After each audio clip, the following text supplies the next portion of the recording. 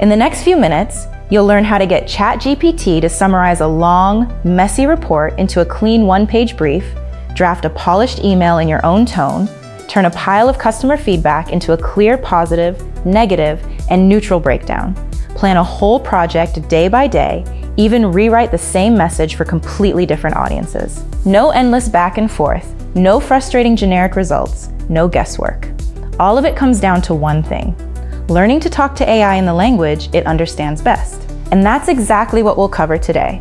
Starting with what prompt engineering actually is, the 4 building blocks of a prompt that works, a simple checklist you can reuse every time, the prompt patterns the pros lean on, the common mistakes that quietly ruin your results, and the 3 big techniques: zero shot, few shot, and chain of thought, shown live inside ChatGPT.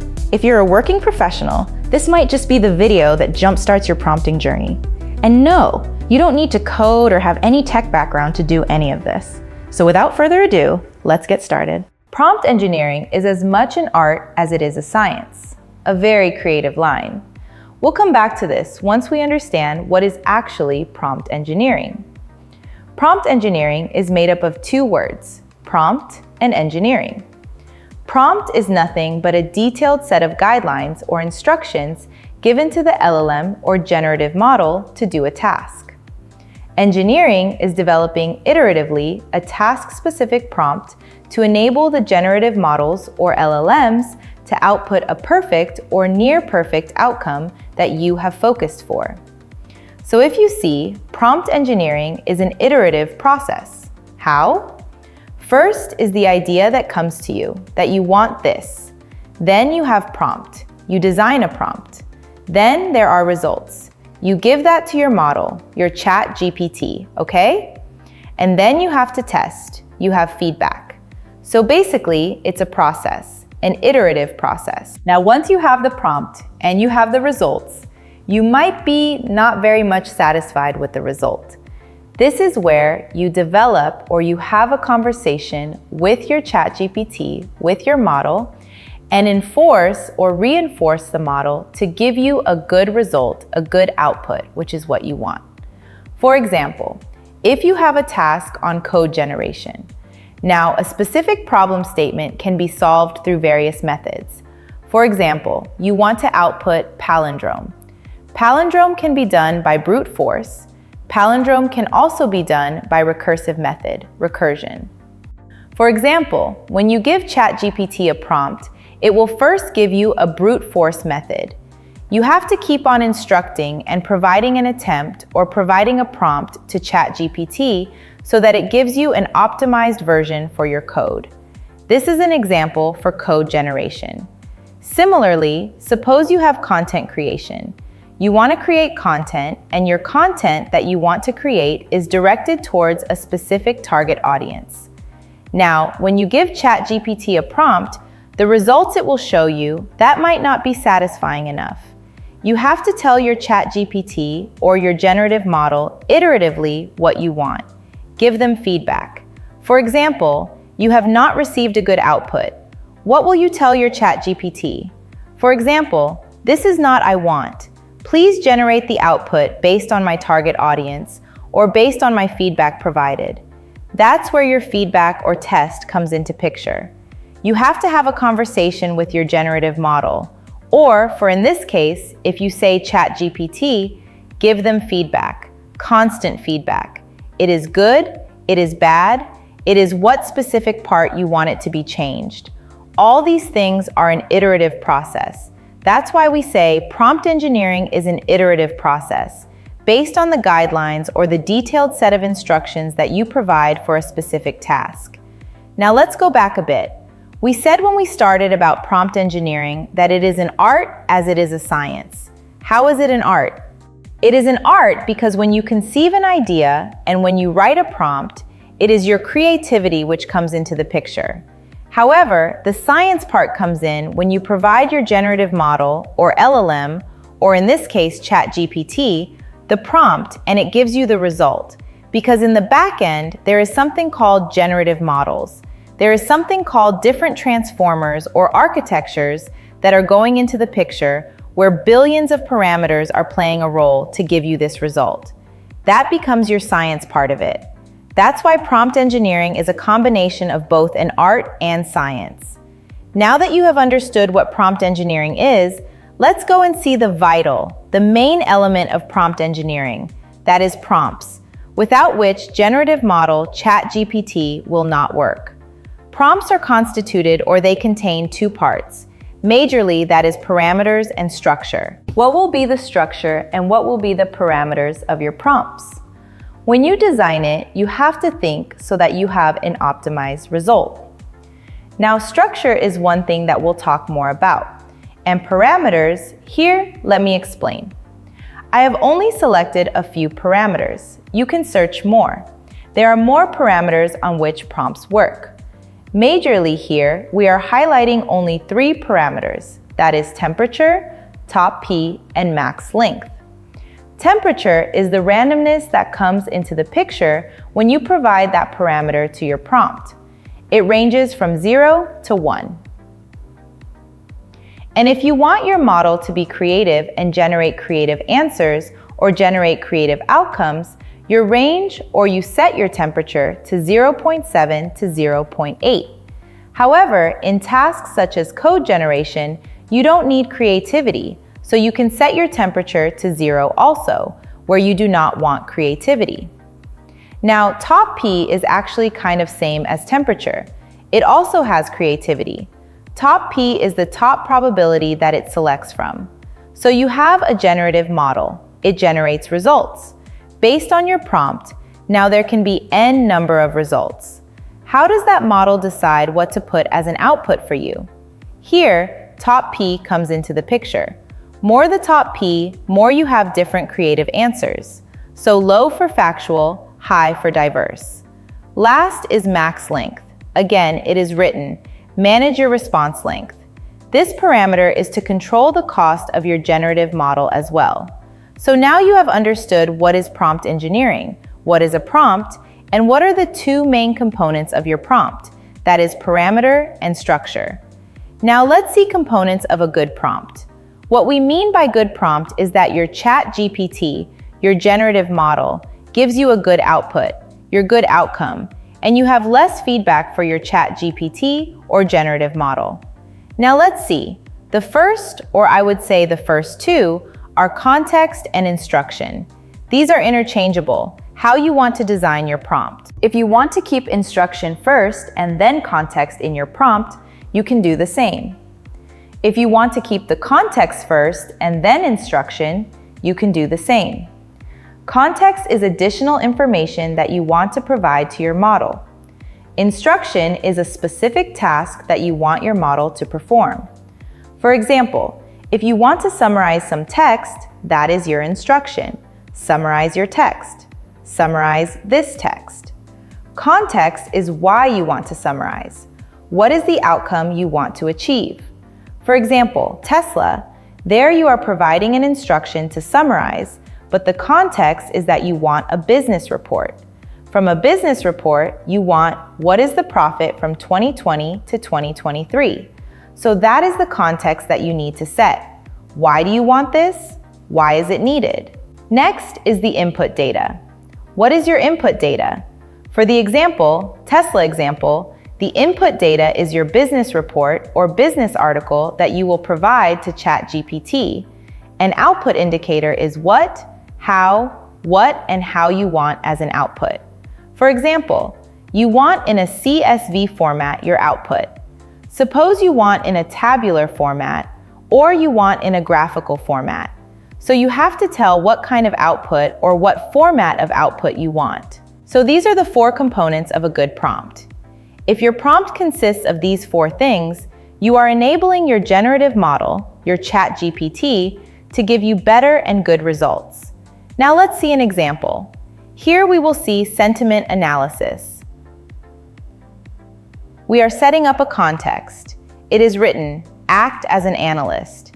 You're acting as, you are asking your ChatGPT to act like an analyst working for an OTT platform. You are saying your ChatGPT that you will have to perform sentiment analysis based on the feedback provided by the consumers. You are working for an OTT platform. Your consumers are the users that are seeing your movies, your web series. Now, the feedback that they provide on that, you have to do sentiment analysis. This is the context that you are giving to your ChatGPT. Now, giving this, your ChatGPT knows that they need to think from an analyst perspective. They need to do sentiment analysis. Now, second is instruction. You are saying to ChatGPT to classify the feedback into neutral, negative, positive, where you are instructing or telling your ChatGPT that what is positive. Positive means your consumer is your promoter. Negative means they are demoter. Neutral means they are neither promoter or demoter. They are neutral towards your content. This is the instruction that you give, what the ChatGPT or what generative model needs to do. This is what it is doing, classifying. Next is your input data and your output indicator.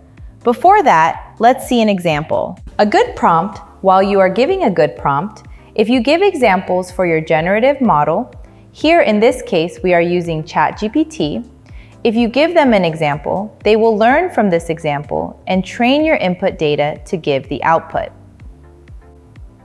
Here we have given two examples. Feedback. First feedback is, I think the series was okay. Second feedback is, the acting of each character in the series was awesome. I think the series was okay. It took this okay as neutral, so this is a sentiment neutral. Here, awesome, it took as positive, so your sentiment becomes positive. Now your input data is the storyline for the series was repetitive and abysmal. And your output indicator here is sentiment. What is the sentiment for this? You're asking your ChatGPT what will be the sentiment of this entire prompt. That is your context that you have given, which tells ChatGPT to act as an analyst and do sentiment analysis. It gives an instruction to classify the feedback provided.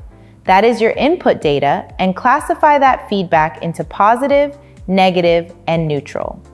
Here you are giving examples for the same so that your ChatGPT can understand, learn, and then act accordingly. Now, the output for this particular feedback is negative. So if you copy-paste this into your ChatGPT, it gives you an output as negative for this sentence. So this is how you should write your prompt, which is good. These are the components, good components for your prompt, so that the output that ChatGPT generates for you is exact for you to work upon. So this is what we understood about components of a good prompt. Now that you have seen what are the different components of a good prompt, let's have a look at a good checklist that you can keep in mind while designing an effective prompt for better results. So the first one is defining the goal. Telling ChatGPT what exactly you want to do. That is called defining the goal.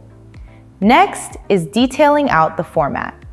Format is output format that you want ChatGPT to provide you.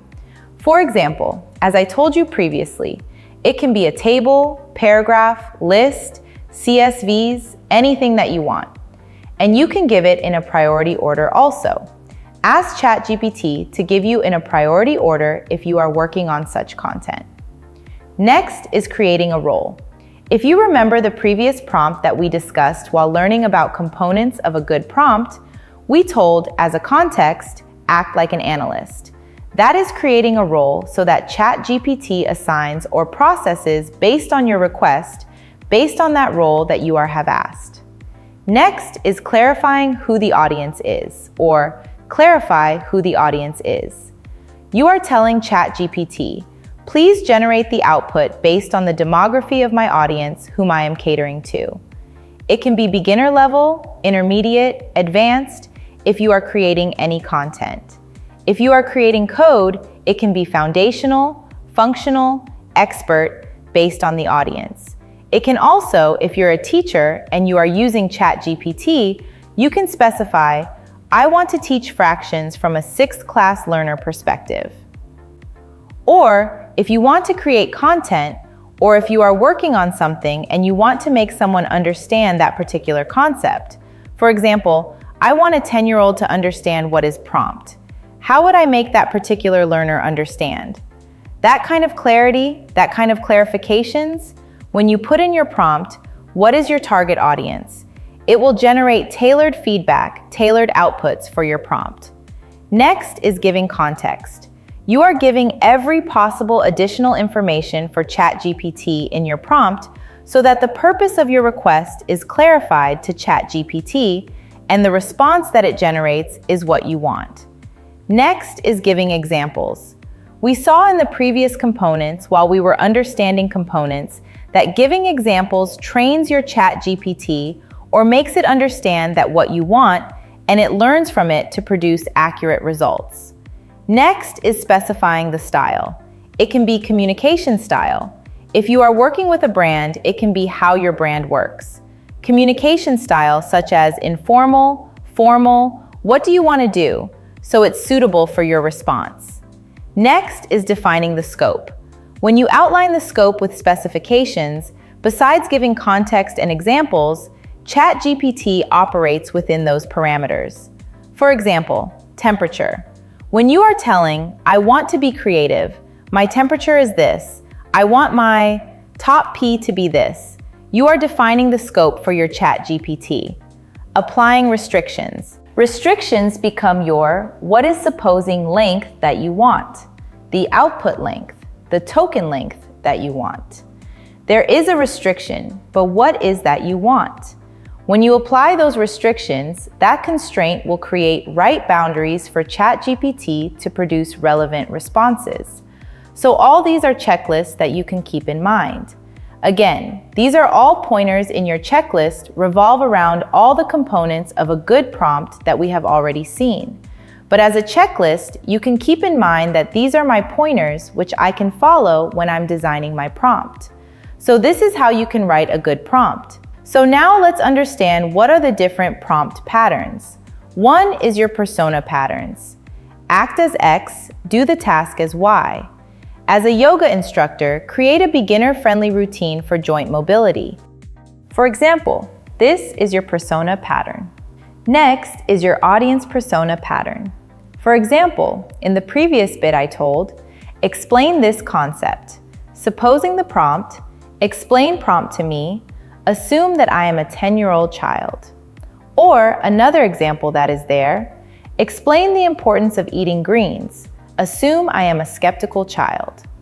So you are trying to tell ChatGPT that what is your audience persona, and you are writing your prompt or designing your prompt having the correct bits. Explain to me, assume I am this, or previously, persona pattern, act like this. Next is visualization generator pattern.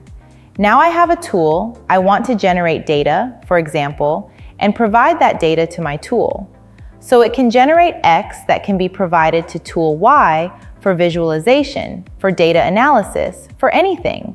It can generate data in table, tabular format. It can generate CSVs that can be provided that you can download and provide it to your tool for visualization, data analysis task, modeling, machine learning tasks, anything.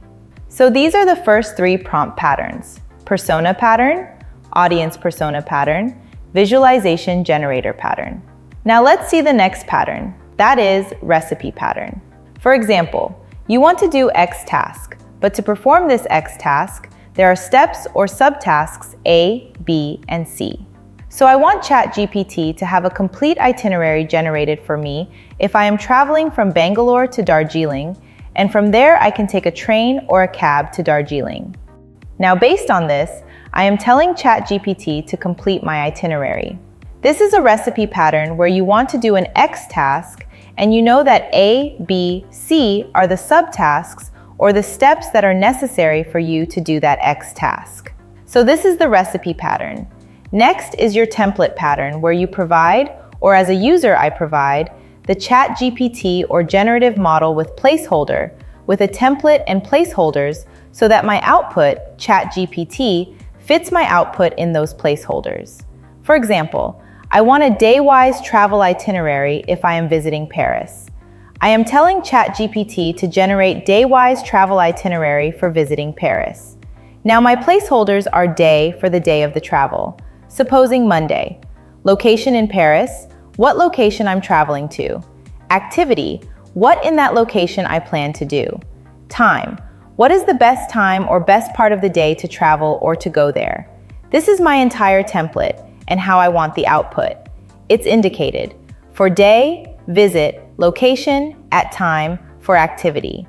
So if ChatGPT generates, it will give you, for Monday, visit location X at time noon, for activity visiting museum, for example. So this becomes your entire output, and you're giving the template, you're giving placeholders that place my information in these and generate output in the form of this line. For day, visit, location, at time, for activity, containing everything. So these are your 5 prompt patterns that you can imbibe while designing your prompts so that you have better responses from ChatGPT. And also, you understand what you want to do. You have a clarity what you want to do and work accordingly. If you want a pattern where you want ChatGPT to act as a person, or you want to give an idea to ChatGPT what audience you are catering to, or you are doing visualization, or you are doing data analysis, what is your pattern? If you are doing a task which contains subtasks or substeps, what is the pattern you follow? And if you have a template in mind, how you want your output to be generated. Then you have template pattern. So all these 5 patterns you can keep in mind along with your checklist while designing your prompts. Let's now see common prompting errors. So vague or ambiguous prompts when you just write, what is joins? What is prompt engineering? That is your vague and ambiguous prompts where you do not have any context instruction what to do, just vague prompts. Then there are bias prompts where you are designing the prompts. Supposing you have 2 categories and the data or the instructions that you are providing, the examples you are providing, is leaning towards one, and now the second category is left alone. That is your bias prompts. Third is lack of contextual information. You have just said, generate the content for fractions, but what is the target audience that you are acting? Are you a teacher that you are teaching? Is there any template? Is there any flow that you want to follow? Are you looking at creating a course? Are you looking at teaching fractions as a slide you want or as paragraph you want? Anything, any contextual information is missing. Then you have insufficient examples. You do not have examples. For example, you are just saying, generate synthetic data for doing sentiment analysis. But what on? You need to provide some content, some information that, this is my data. Now based on this, you generate synthetic data in a CSV format for me to do sentiment analysis. That is lacking your training data or examples, insufficient examples. Then there is complex or confusing prompts. If you write full lengthy prompts, but it is very complex, it has several different information, such as you have target information also, you are acting as a target audience information. You are acting as an analyst, and you have target audience. You have branding also. You have campaigning also in that. It is very confusing for ChatGPT to pick one persona and act. Or for example, you are designing a campaign, but you have given a lot of information. Check out Coca-Cola, campaign that happened at this year. Or check out this campaign and design my campaign. It is confusing when you give different reference points. You need to be very clear. You need to be less complex. Your prompt needs to be very simplified so that ChatGPT can understand. Last is not testing prompts thoroughly. You have given a very good prompt. You have designed a very good prompt and given to ChatGPT. It generates something, but you are not reading it. You are blindly following what it generates. You're not giving it feedback. You are not asking what it has understood from your designed prompt. That is not testing prompt thoroughly, and you will have less accurate responses and in some cases, wrong responses. Now let's see what are the applications, different applications of prompt engineering. One is content generation. You want copywriting, advertising, creative writing, educational content. You can do anything and everything under content generation based on your target audience, based on who you are catering to. Next is customer support and engagement. There are various chatbots and virtual assistants that can use generative models and instructional guides as well so that your customer is engaged. You do not need human resources to reply to your customers. There are generative models that can help you with act as a human and reply to your customers at all times, 24/7. Then there is data analysis and science, data cleaning, data preparation, visualization. As we talked about, whatever you want to do, you can give an input as your data. There would be a size limit. You give and you tell to clean, you generate the code, you can ask what to do when you are doing statistical analysis on this kind of data, what tests, hypothesis testing to do.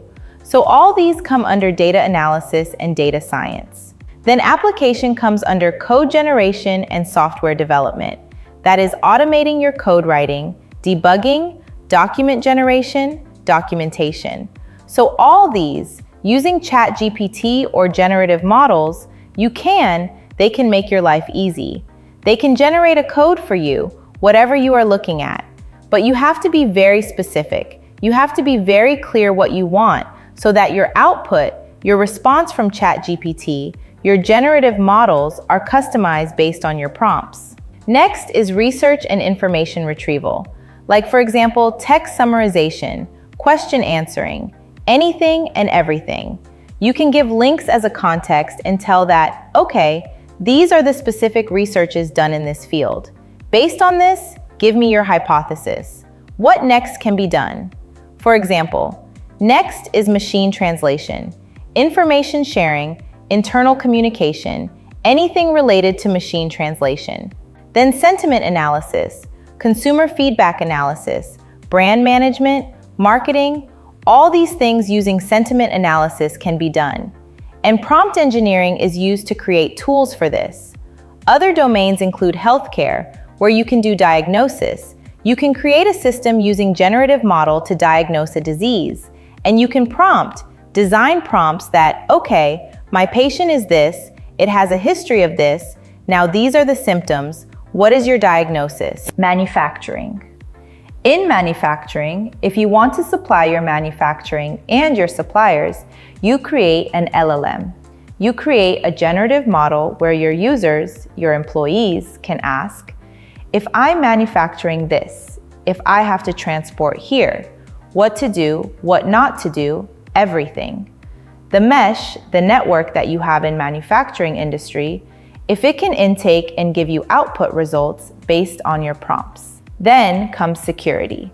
Security, there are attacks. They can be a lot of AI tools that can be used to prevent those attacks, to prevent your systems without failing. Last is retail and shopping, that is e-commerce.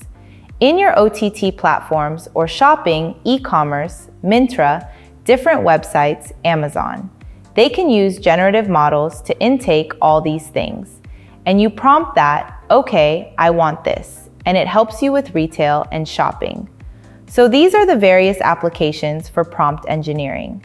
So far, we learned what prompt engineering is. We looked at the parts of a prompt, and we discussed what makes a prompt good. Now it is time to get our hands dirty. In this session, we will actually write prompts, run them in ChatGPT, and also try to analyze the responses. So let us open ChatGPT and begin. Our first question is simple. Let us just ask the model, what is prompt engineering? We are starting with the most basic prompt. It is just a plain question. No context, no rules, no format. We want to see how the model explains the idea to us. Notice what the model did here. It did not just give a dry definition. It compared a weak prompt with a strong one. It used a travel example to make the point. That is a nice touch. The good part is that it showed us that more context means a better answer. But there is a small miss too. The answer is a bit long for a simple question. What if we only wanted a one-line definition, though we did not ask for it, so the model guessed our intent? This is our first lesson. The model fills gaps with assumptions. If we do not set the scope, it decides for us. Now let us write a weak prompt on purpose. We want a 5-day India trip. But look at what we did not say. We did not give a region. We did not give a budget. We did not share our interests. We did not mention our travel style. Let us run it and see what happens. See the problem here? The plan is generic. It could fit almost anyone. It is not wrong, but it is not ours. The model had to guess everything, so it played it safe. This is the miss we wanted to show. A vague prompt gives a vague answer. In the next prompt, we will fix this with context. Now watch the difference. It is the same trip, 5 days in India, but this time we add context. We give the month, November. We have a budget, 40,000 rupees. We share our interests, nature, food, history, light adventure, set a hotel preference, and add a rule that no more than 4 hours of travel. We even ask for a table with costs and packing tips. You can see how much we told the model this time. Let us run it. Look at the difference now. This plan feels like ours. It is a proper day-by-day table. It respects our budget, matches our interests, it even gives us local foods to try, and it tells us what to pack. So the good part is huge. Same task, but a far better answer. The only thing that changed was context.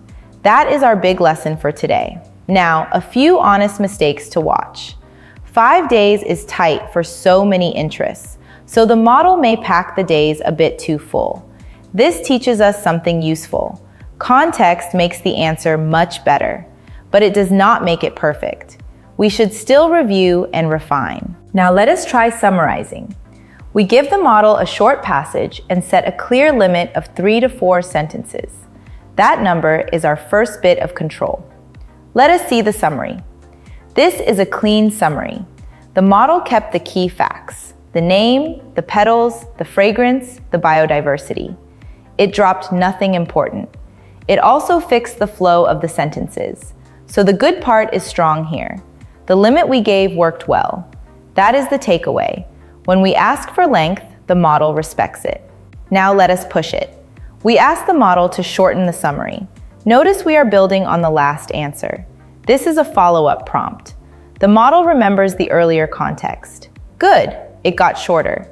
It merged the ideas into fewer sentences, and it still kept the main facts. The purple petals and the fragrance are still there. So far, so good. This shows us something useful. We can refine it step by step. We do not need one perfect prompt. Rather, we can guide the model in stages. Let us push one more time. Now we just say, be concise. We want the shortest version. Let us see how far the model goes. Now this is very short. It is almost one line. It is crisp and easy to read, but it dropped the purple petals and the fragrance. Those were the special details. So we gained shortness, but we lost some richness. This is an important lesson for us. Concise is not always better. Every time we cut, we risk losing something. So we must choose our length with care. All right, now we understand the basics. Let us go one level deeper. We will now look at the parts of a good prompt. A good prompt often has a goal. It has context. It has clear rules, and it asks for a format. Let us see this in action. Look at the difference here. This time, we did not just ask a question. We gave the model a clear goal, and we added 4 guidelines.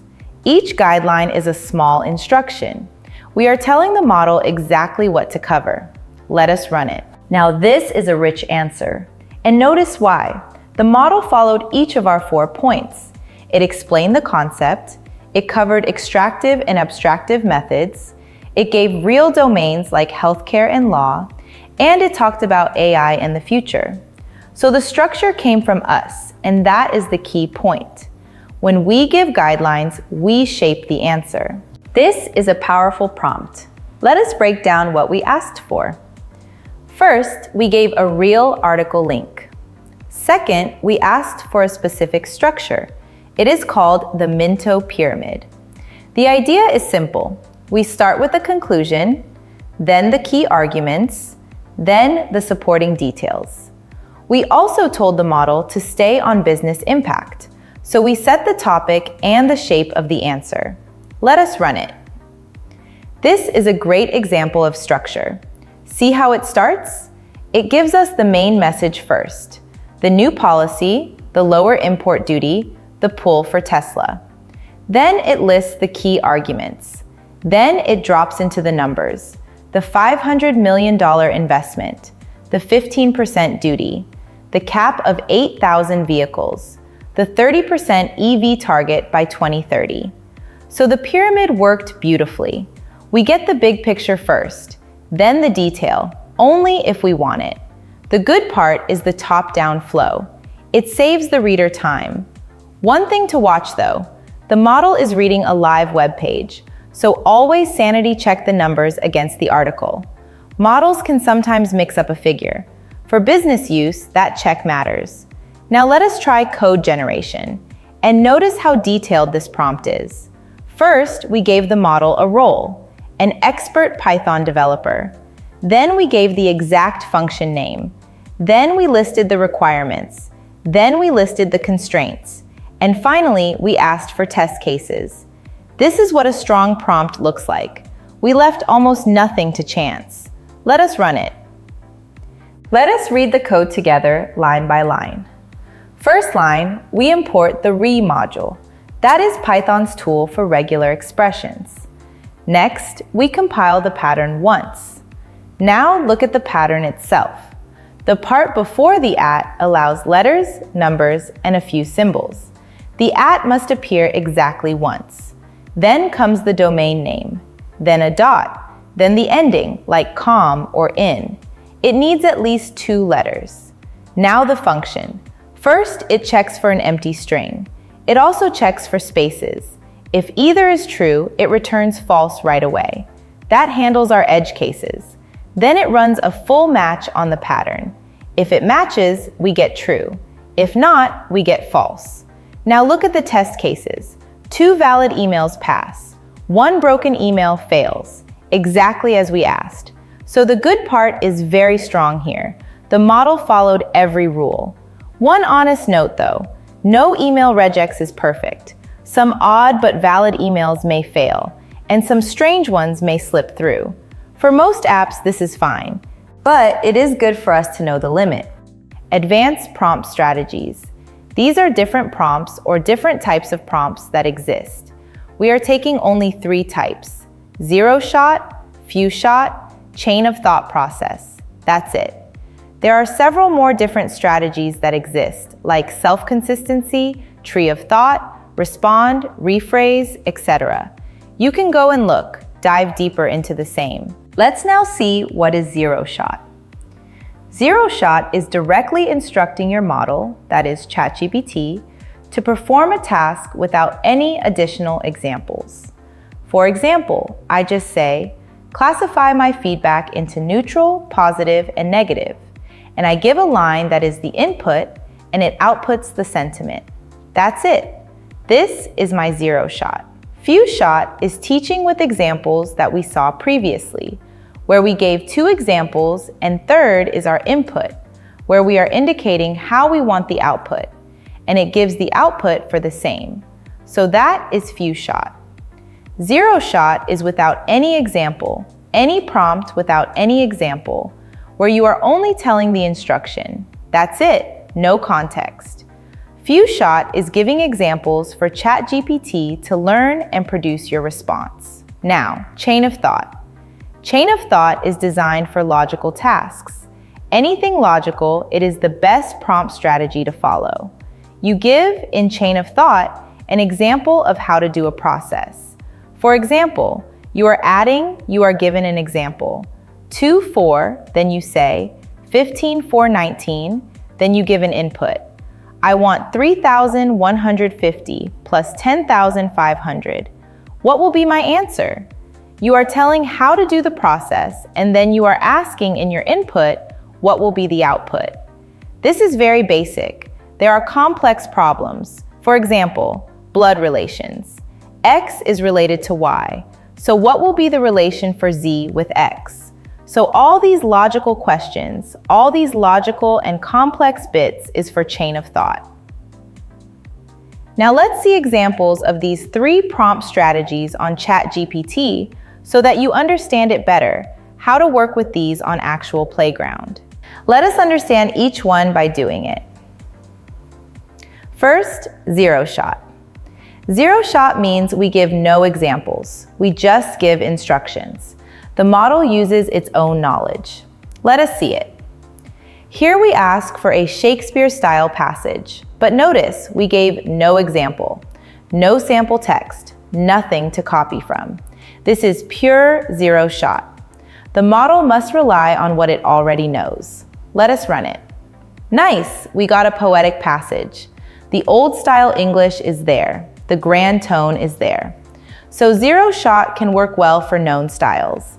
The model has seen Shakespeare before, so it does not need our examples. That is the strength of zero shot. It is quick and simple. Now let us test the model. We ask, where is this passage from? This is a small trap. The passage was original. The model made it up. So the honest answer is, it is original. Let us see if the model tells the truth. Watch this answer closely. The good case is this. The model says the passage is original. It admits it was inspired by Shakespeare, but not copied from any real play. That is the correct answer. If instead it names a real play, that is a miss. That would be a hallucination. So this is a great habit for us. Always question the source. Do not trust a confident answer blindly. Now, few shot. Few shot means we give a few examples first, then we give the real task. The examples teach the model our pattern. Now watch the difference. Same task as before, a Shakespeare-style passage, but this time we added examples, 2 of them. Each shows an original line and a rewrite. We are teaching the model our exact pattern. This is few shot. Let us run it. Look at what happened. The model gave us an original passage, and it clearly said it is original. It did not copy any real Shakespeare line. That is smart and safe. So the good part is the tone match. Our examples set the flavor, and the model followed it. But here is one honest mistake.